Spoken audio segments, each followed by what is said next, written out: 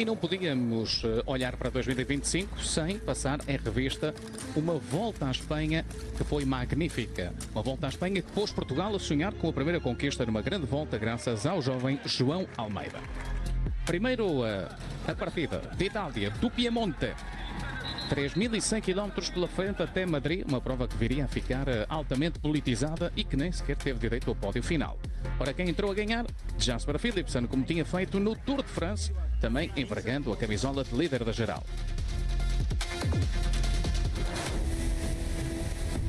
Etapa 2 com final em Limone, Piemonte.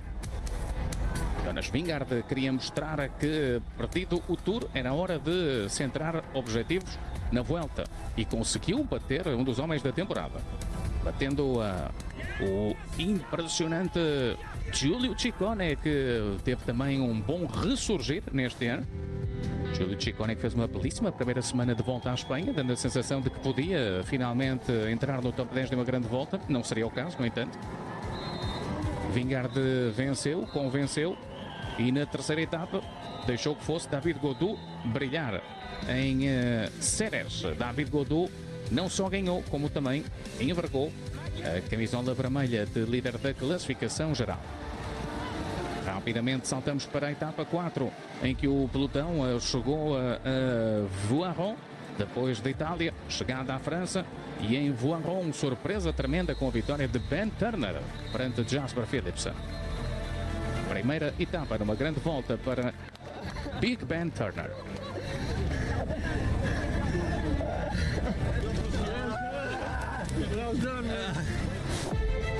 Volta à Espanha com 2 contrarrelógios, um coletivo, outro individual. O primeiro foi por equipas, 24 km em Figueras, na Catalunha, no regresso da Vuelta à Espanha. A UAE Team Emirates conseguiu rodar a 57 km por hora. Triunfo importante para João Almeida, para Ivo Oliveira. Almeida que por esta altura já marcava posição dentro de uma equipa que trazia também Juan Ayuso. Seria uma das novelas ao longo da Vuelta. O ciclista espanhol Juan Ayuso. Foi uma UAE Emirates que venceu como quis, onde quis. Por exemplo, o Jevine queria ganhar em casa, em Andorra, na casa emprestada, e acabou por conseguir fazê-lo. E com isto já íamos na quinta etapa. Juan Ayuso despedia-se da geral, dizia desde o início da Vuelta, disse que não estava para discutir a classificação geral, a equipa disse-me para tentar, para ver se melhorava, mas não, portanto levantei o pé. Ayuso e microfones, uma imagem que se repetiria ao longo dos dias seguintes. Torsten Trein aproveitava para colocar a camisola vermelha e assumia a liderança da Vuelta ao 6º dia de competição. A etapa 7 foi, digamos que, o ressurgir da Fênix.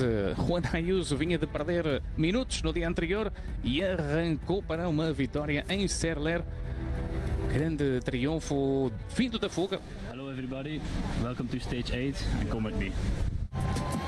E etapa 8 foi o regresso dos velocistas em Saragossa.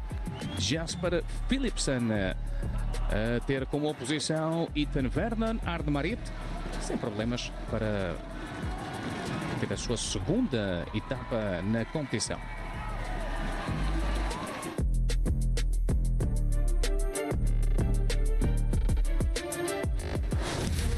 No dia 9 renovaram-se as esperanças para os fugitivos. No entanto, a Lidl Trek estava disposta a servir a vitória em bandeja de prata a Giulio Ciccone. Era a aposta principal da equipa, mas apareceu a Visma com outros planos. Jonas Vingegaard trocou os planos a toda a gente, inclusive a João Almeida. E na chegada a Val d'Escaray, acabou por ser um João Almeida a ter que aplicar a famosa Almeidada, fazendo uma recuperação tremenda com Tom Pidcock, com quem foi trocando uns galhardetes ao longo da subida. Os dois tinham que colaborar para ir alcançar Jonas Vingegaard. O João disse-me para ter um pouco mais de coragem. Mas se ele abrandar o ritmo, talvez eu possa ajudá-lo. Bem disposto, Tom Pidcock fez uma grande volta, viria a terminar no top 3 da classificação geral. Jonas Vingegaard somava a segunda vitória na competição e tinha, pois por esta altura, já mais de meio minuto de margem sobre João Almeida, aproximadamente 40 segundos para o dinamarquês. Durante o dia de descanso, a casa veio abaixo na Rua Emirates, que comunicou o final antecipado do contrato com Juan Ayuso. No dia a seguir, a imagem dos microfones voltou. Ayuso a criticar a equipa. A verdade é que continuava em competição e a Emirates continuava on fire. Melhor forma de responder à polémica, pois com mais uma vitória de Jay Vine, que tinha ganho em Andorra e venceu também em La Radegua. Na luta pelo primeiro lugar, tudo igual entre João Almeida e Jonas Vingegaard. Esperava-se que por esta altura o cansaço do Tour começasse a passar fatura a Vingegaard e que João Almeida também fosse de menos a mais, depois de ter fraturado a costela no Tour. Os dois encontravam-se num ponto importante em termos de decisão de geral individual. Infelizmente não houve chegada a Bilbao, nem houve vencedor da etapa. Os tempos foram tomados a 3 km da meta. Vingegaard picou mais uns segundinhos em João Almeida e tinha 50. Por protestos, a etapa não pôde ser concluída. Esta foi uma questão que acompanhou o organizador da Vuelta até ao final, inclusivamente com a festa em Madrid completamente estragada.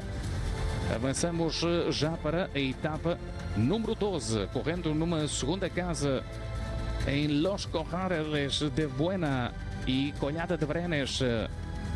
Juan Ayuso bateu Javier Romo no sítio onde se fez ciclista nas camadas jovens.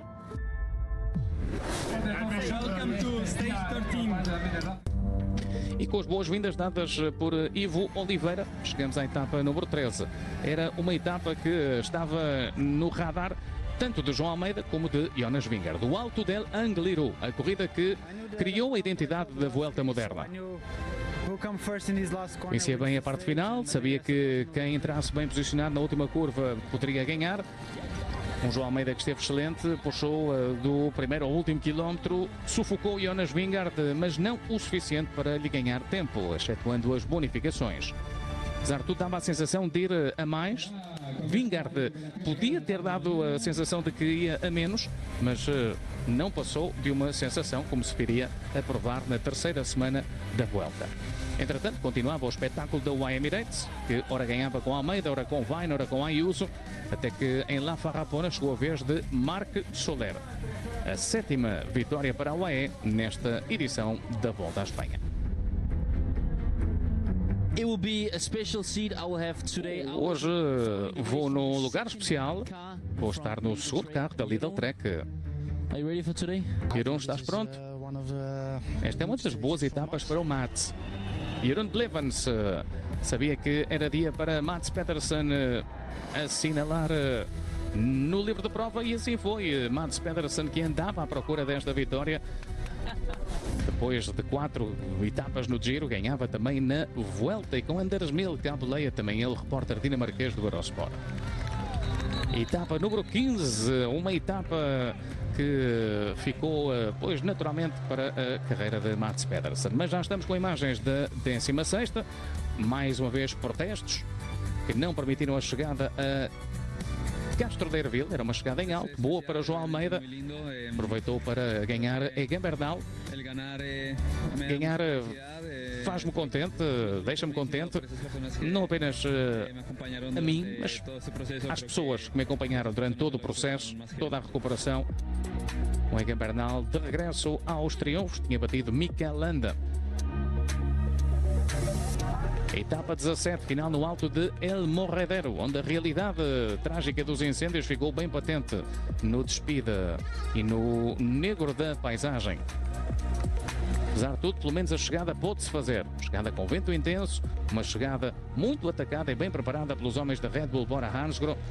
Rodava Giulio Pellizzari para tentar ganhar a jornada e assim foi. Uma jornada, uma ventania importante, onde João Almeida deu algumas demonstrações de fragilidade, conseguiu-se defender, mas continuava a 50 segundos do primeiro lugar.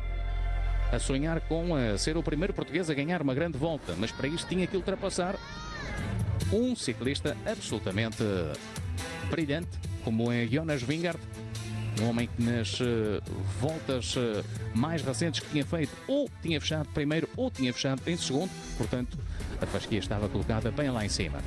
Pelo meio, o contrarrelógio em Valladolid, com Filippo Ganna a ganhar para a Ineos, e na etapa 19, em Guijuelo, perto de Salamanca, Jasper Philipsen acabou por voltar aos triunfos. Faltava o espetáculo final, a Bola del Mundo. Jornada muito tensa, com protestos a marcar novamente a etapa. João Almeida lançou o all-in, mas onde houve vontade, faltaram as pernas. Jonas Vingegaard terminou a volta a campeão. Nas rampas inclinadas das estradas de cimento da subida em plena Serra Madrilena, mostrou quem era o patrão da volta. O dinamarquês que tinha perdido o Tour vencia a volta à Espanha. Jonas Vingegaard, o campeão da volta de 2025, coroado na Bola del Mundo perante um João Almeida, segundo classificado, que depois de ter feito pódio no Giro, fazia também pódio na volta. Significa muito para mim, é a minha primeira volta, minha primeira grande volta também em 2 anos, portanto voltar tudo o que tive que voltar em pouco tempo é uma sensação muito positiva para mim, poder estar aqui e poder mostrar que ainda estou num nível muito alto. Foi uma volta que nos fez sonhar a nós portugueses. João Almeida terminou na segunda posição, atrás de um ciclista que é também um magnífico corredor. Um Jonas Vingegaard que tem 2 tours, uma volta. Quem sabe no próximo ano possa estar no Giro. Encerrados os capítulos das grandes voltas, faltava uma série de provas de um dia excitantes. Por exemplo, no Quebec, clássicas do Canadá, Julian Alaphilippe com uma das exibições do ano. Colocou-se na frente no grupo certo da fuga e desde a fuga ganhou a prova quebecoise. Magnífica vitória para a Tudor, que também iria terminar forte o ano na Lombardia, colocando Michael Storer no pódio no Monumento, o primeiro para a equipa suíça de Fabian Cancellara.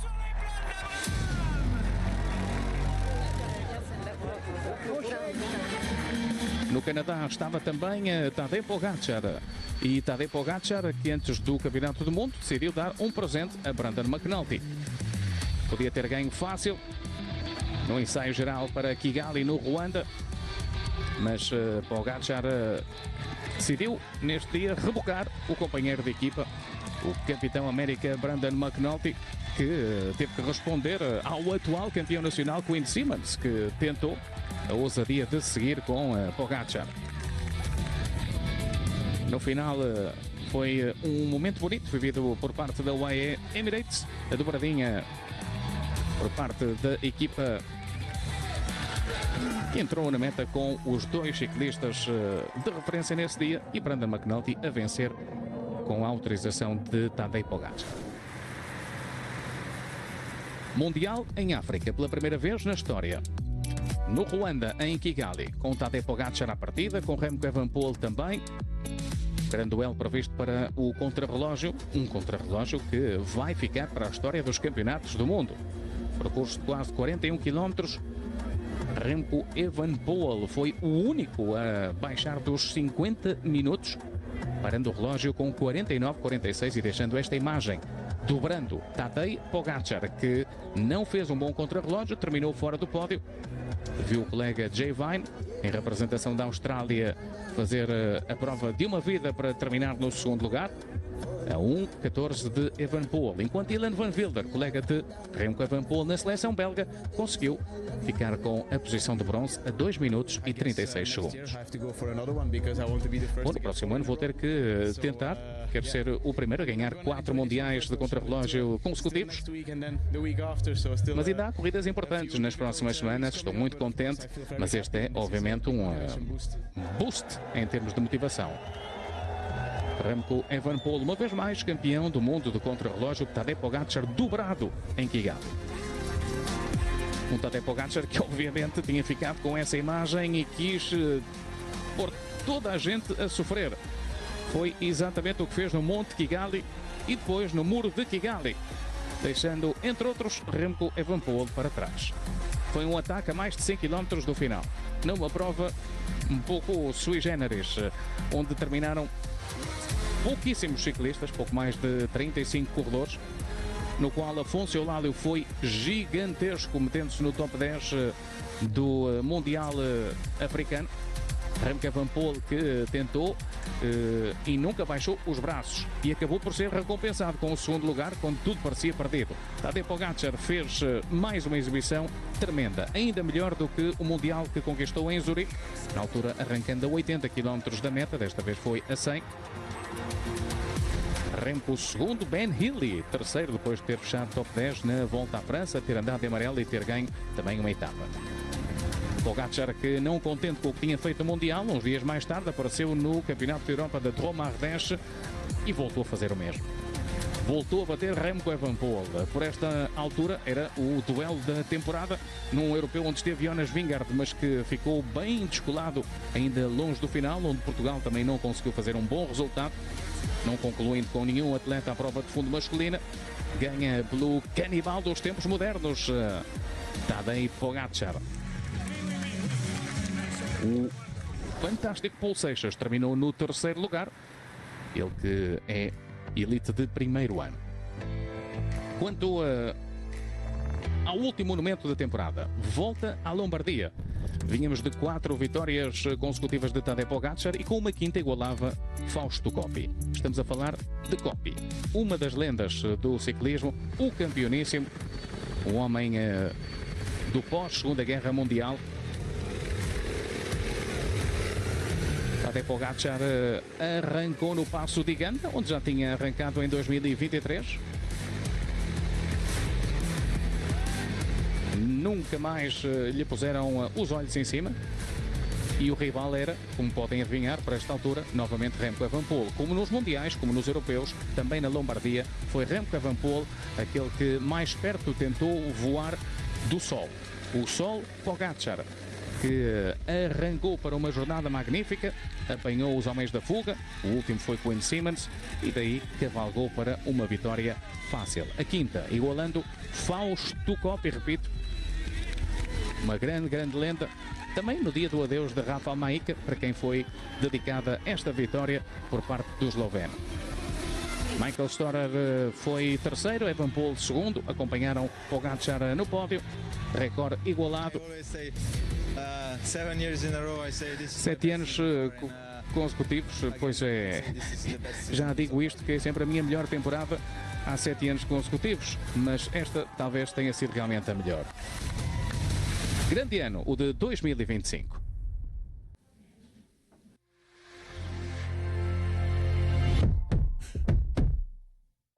Next weekend.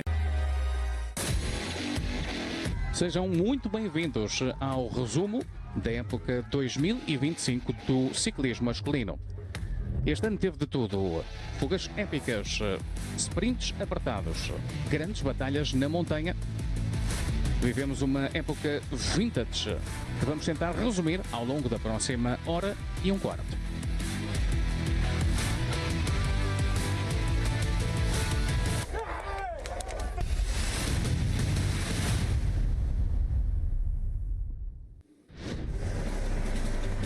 Para os puristas, a temporada só começa quando arranca a Omloop Het Nieuwsblad e a deste ano teve absolutamente de tudo. Acabou com um vencedor surpreendente. Foi também o prenúncio de um grande ano da UNOX. Soren Varenskjold abriu a sua época da melhor maneira, ganhando uma das grandes clássicas do mundo. Do frio da Flandres para o norte de Itália, até à Toscana, que nos últimos anos tem sido terreno de caça de Tadej Pogačar. Uma Strade Bianca que tinha visto uma exibição magnífica em 2024 do campeão do mundo e que, para não variar, em 2025 viu uma exibição magnífica do campeão do mundo. Não foi uma repetição, mas Tadej Pogačar voltou a atacar a 78 km do final, Desta vez, no entanto, não foi sozinho. E o campeão de 2023, Thomas Pidcock, também quis participar na festa. Foi um início excitante no Monte Sainte-Marie. Pouco depois, queda de Tadej Pogačar, queda feia, queda dura, mas que acabou por não decidir a corrida. O fair play de Tom Pidcock, que esperou pelo campeão do mundo. Tadej Pogačar, felizmente, pôde continuar.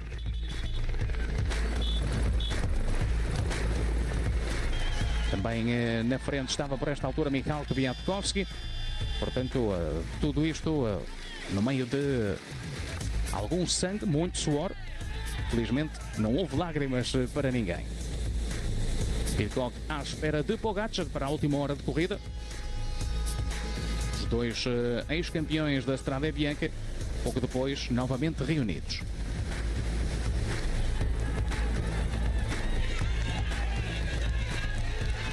Olhos nos olhos, atacaram-se mutuamente ao longo de 25 km, até que Tadej Pogačar conseguiu finalmente deixar Tom Pidcock para trás. O Col Pinzuto e as suas rampas inclinadas foram desta vez o momento decisivo da corrida para o campeão mundial. O fenómeno Pogačar, o homem que gosta de entrar sozinho na Piazza del Campo em Siena. Mais uma imagem que fica para a história, de braços no ar. O triunfo renovado de Tadej Pogačar no Sterrato da Strade Bianche. Bom início também de temporada para Tom Pidcock na nova equipa, na Q36.5, com o segundo lugar. Estou cheio de adrenalina depois de ter cruzado a linha de meta, mas também tenho algumas dores. Não foi a melhor forma para ganhar uma corrida, mas enfim, uma vitória é uma vitória. Esperamos que não haja nada de importante, que esteja tudo bem. No pódio foi então acompanhado pelo britânico Tom Pidcock. E diga-se, Tim Wellens também conseguiu marcar um ótimo terceiro lugar. Dois homens da UAE Emirates, que foi a equipa da temporada. Viria a ser uma época histórica para os comandados de Josiane Machin. Saltamos já para França, Paris-Nice, onde Matteo Jorgensen se impôs pelo segundo ano consecutivo. Foi mais uma história de sucesso para os estadunidenses. Matteo Jorgensen defendeu o título de 2024 ao longo de 8 etapas. E diga-se, João Almeida também venceu. João Almeida venceu em La Loge des Gap, uma das jornadas montanhosas da edição deste ano do Paris-Nice. Foi também a melhor temporada de sempre de João Almeida. Quanto ao terreno adriático, belíssimo espetáculo. Juan Ayuso, maravilhoso, esteve fortíssimo do início ao final. Num terreno que deu o tridente ao jovem ciclista da UAE. Também ele viria a ser uma das figuras da temporada, às vezes pelos bons e outras vezes por motivos menos bons. Olhamos já para a Milão-São Remo. Era o primeiro monumento do ano, como sempre, o início da primavera a trazer-nos a clássica mais longa do calendário, praticamente 300 km. 2024, vitória de Jasper Philipsen. 2023, vitória de Mathieu van der Poel. Uma clássica que Tadej Pogačar já o disse, é a mais difícil para ele de ganhar dos 5 monumentos do ciclismo. Não que não tenha tentado na Cipressa pelo segundo ano consecutivo. Bem lançado por Johnny Narvaez. Tadej Pogačar arrancou. Muito bem, Filippo Ganna. Muito bem, Mathieu van der Poel. Marcação cerrada ao campeão do mundo. La Primavera nunca falha em termos de espetáculo. Desta vez a Cipressa foi mesmo decisiva. Há muito que não acontecia uma movimentação tão importante, tão longe da meta, a mais de 23 km do final. Uma corrida que habitualmente é definida no pódio, foi desta vez definida na Cipressa, pelo menos no que diz respeito ao pódio final.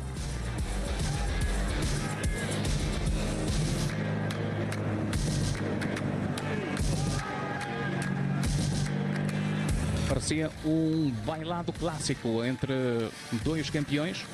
Pogačar de um lado, Mathieu van der Poel do outro. E Filippo Ganna tentando perfilar-se como o terceiro elemento, o menos favorito dos três, mas um corredor que, conhecendo as suas limitações, corria com uma inteligência suprema, como o grande campeão que é, o grande ciclista italiano desta geração.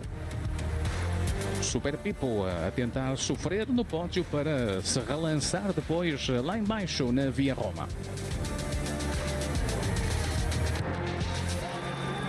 Pogačar novamente ao ataque.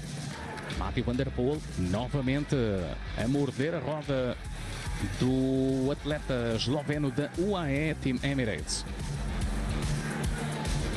A verdade é que não o tinha conseguido soltar na Cipressa e também não o conseguiria soltar no pódio.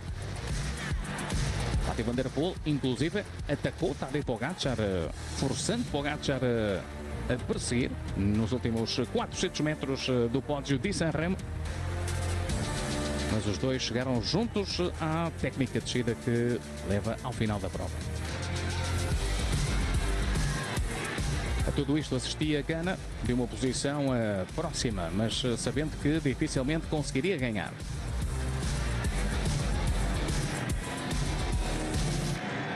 Tudo adiado para o sprint, o mano a mano entre dois corredores diferentes.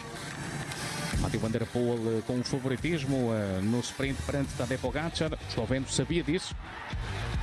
Ambos a levantarem o pé permitiram a reentrada de Filippo Ganna, mas Pogačar cometeu um erro, talvez o único erro de toda a temporada, quando deu uma margem de metros a Mathieu van der Poel. Mathieu van der Poel arrancou para o sprint, nunca mais Pogačar ou Ganna conseguiram fechar o espaço. Foi uma belíssima leitura de corrida aquela que deu mais uma Milão-São Remo a Mathieu van der Poel.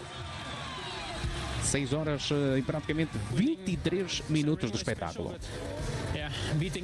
Vencer São Remo é especial, mas bater estes dois ciclistas incríveis é uma honra para mim estar no pódio com eles. Não sei bem o que dizer, exceto que estou super contente. Mathieu van der Poel, Tadej Pogačar, o grande duelo da era moderna no que diz respeito aos monumentos. Voltando às corridas por etapas.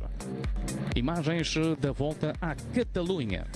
Um habitual terreno de caça para Primož Roglič, autêntico sniper na corrida catalã. Ciclista que agora na Red Bull Bora Hansgrohe tem vindo a correr de forma diferente, calendário muito mais cirúrgico. Um Primož Roglič que, apesar de tudo, não perdeu algumas das suas melhores qualidades, como, por exemplo, rematar sprints em grupos reduzidos, aqui batendo o jovem Juan Ayuso. Aos 35 anos, no último dia, uma aterragem perfeita de Primož Roglič em Barcelona, dando a volta ao resultado no último dia. E da volta à Catalunha, de regresso à Bélgica para a abordagem à volta a Flandres e o caminho para a Ronde faz através do Grande Prémio E3, atualmente conhecido como E3 Saxo Classic. Mathieu van der Poel vinha moralizado pelo triunfo na Milão-São Remo, mas não vinha sozinho. Obviamente que era o candidato número 1 e não perdeu tempo no velho Kvarmont, a 40 km do final. Ataque demolidor. Um ataque que ainda tentou responder Mads Pedersen com a ajuda de Filippo Ganna, mas quando Mathieu van der Poel está nestes dias fica complicado. Se dúvidas existiam depois de ter ganho a Milão-São Remo, Mathieu van der Poel mostrava em Harelbeke que era o grande favorito a conquistar a Ronde van Vlaanderen. Só que em 2025 vimos talvez a melhor versão de sempre de um outro classicómano de eleição, um ciclista de culto do pelotão mundial.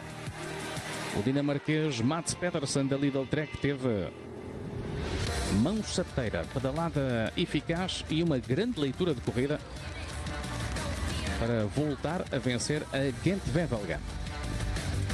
Arrancou a mais de 70 km do final, chegou sozinho ao Kemmelberg, fez os 56 km até à meta completamente isolado, numa exibição de pura classe. Mats Pedersen dando uma grande vitória à Lidl Trek em Wevelgem. Depois de